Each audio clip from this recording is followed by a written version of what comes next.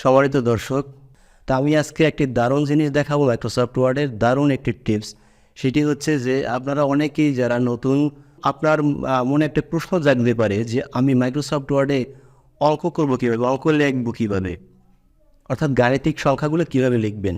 গাণিতিক সংখ্যা কি, যেমন আপনার একটা সামেশন চিহ্ন লাগতে পারে, আপনার স্কোয়ার চিহ্ন লাগবে, যেমন A square plus 12b plus B square একটা সূত্র আছে, তাহলে এর উপরে স্কোয়ার কীভাবে দিব, কিউব কীভাবে দিব, এর উপরে 4 পাওয়ার কীভাবে দিব, এরপরে 1/2 মানে হাফ আমি কীভাবে লিখব।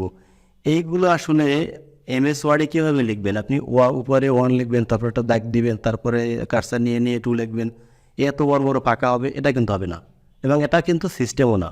তাহলে সিস্টেমটা কি, এই সিস্টেমটা কি একটা ইকুয়েশন দিয়ে আপনাদেরকে দেখিয়ে দেবো। এই ইকুয়েশনটি দেখতে হলে অবশ্যই আপনি আমার এই ভিডিওটি সম্পূর্ণ দেখেন এবং আমার সাথেই থাকেন।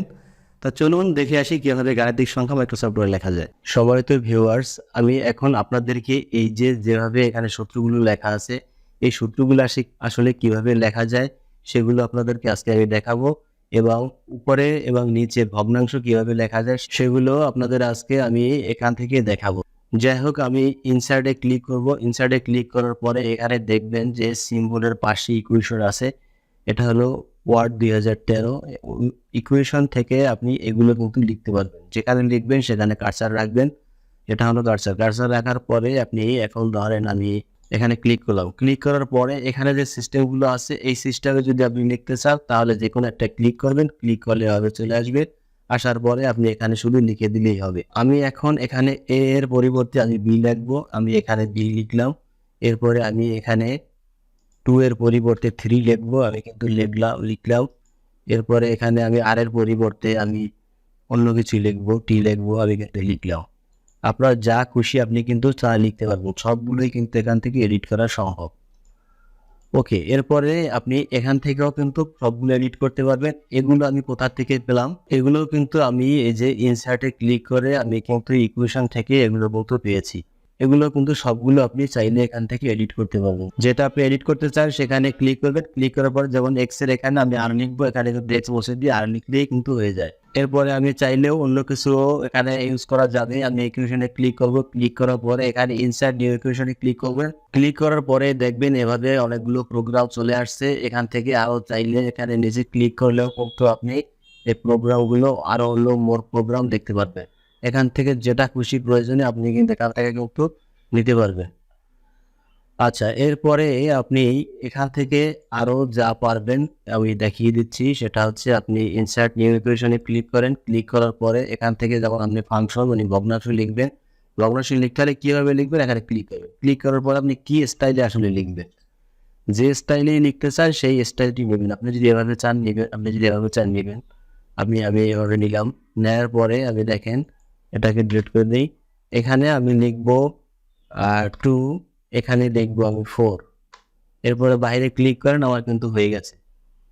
এরপরে আমি এটার সামনে যদি কিছু লিখতে চাই, ইকুয়েশনে যেতে হবে। ইকুয়েশনে যাওয়ার পরে ইনসার্ট নিউ ইকুয়েশন, যাওয়ার পরে আমি ফাংশনে ক্লিক করব। ক্লিক করার পরে সামনে এখন আমি এটা লিখতে চাই, এই স্টাইলে লিখতে চাই। এটা লিখতে হলে আমার প্রথমে এখানে লিখলাম 1, পরে লিখলাম 2। আপনার যা খুশি লিখতে পারেন। বাইরে ক্লিক করলাম এবং হয়ে গেল। এরপরে আপনি মাঝখানে চাইলে ইকুয়াল টু চিহ্ন যদি দেওয়ার প্রয়োজন হয় তাহলে এটা লেখার আগে আপনি ইকুয়াল টু চিহ্ন দিয়ে নেবেন। আমি এখানে ইকুয়াল টু দিলাম। দেওয়ার পরে এরপরে আমি ইনসার্ট থেকে আমি অন্য আরেকটা কিছু লিখবো। আমি এখান থেকে কিন্তু অন্য কিছুও লিখতে পারবো। আমি এবার এটা নিলাম, এটা নিয়ে উপরে 1 লিখলাম, নিচে 2 লিখলাম মানে হাফ। এই যে দেখেন আমার কিন্তু এভাবে হচ্ছে। এভাবে আপনি কিন্তু সবগুলো এই চিহ্নগুলো কিন্তু সামনে বসানো যাবে। আমি এখন প্লাস চিহ্ন দিলাম। দেওয়ার পরে আমি চাইলে কিন্তু সামনে আবার দেখেন আমি অন্য কিছু আনতেছি। আমি এখান থেকে এই স্ক্রিপ্টে যে কোনো কিছু লিখব। আমি এটা নিলাম।